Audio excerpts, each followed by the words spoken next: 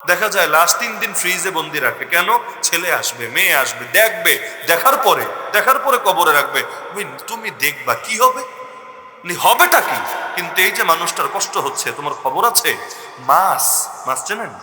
পানি থেকে তুলে যদি সোনার বাটিতেও রাখেন, মাছের শান্তি লাগবে না। এসি রুমে রাখেন, শান্তি লাগবে না। পানিতে রাখেন, আর শান্তি লাগবে।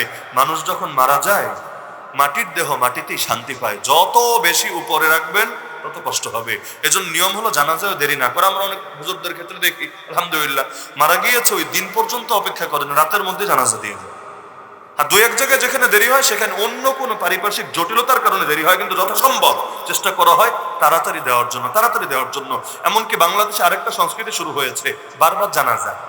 একবার ঢাকায়, একবার চিটাগাং, একবার সিলেট, একবার ময়মনসিংহ।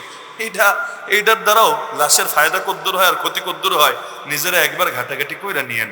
আরে ভাই, দোয়া করতে চাইলে ওটা নামাজের জানাজার মাধ্যমেই করতে হবে, জরুরি না। দোয়ার ব্যবস্থা করেন, সমস্যা নাই। দোয়া সারা দেশে হোক, সমস্যা নাই। লাস্টারে কত খাড়াবেন, একবার এখানে, একবার ওখানে, একবার ওখানে। তো জায়েজ না জায়েজের আলাপ রাখেন, কিন্তু যত দেরি করে লাশ কবরে রাখবেন তার কষ্ট হবে। তো কষ্ট দিতে মনে চাইলে দেন, কি বা বলার আছে। আর যদি মনে চায় কষ্ট দিবেন না, তাহলে দেরি করেন না। এজন্য জানাজার পরেও চেহারা দেখাবেন না। চেহারা দেখলে আগে, মনে রাখেন, চেহারা দেখলে কখন? আগে, জানাজার আগে। সারা জীবন দেখছো, আর জানাজার আগে যা দেখার দেখো। জানাজার পর দেরি নাই, জানাজার পরে তাড়াতাড়ি নিয়ে কবরে রেখে দিবেন। একদম মরার পরেও তাড়াতাড়ি কাফন দাফন গোসল সব তাড়াতাড়ি। মনে থাকবে তো ইনশাআল্লাহ?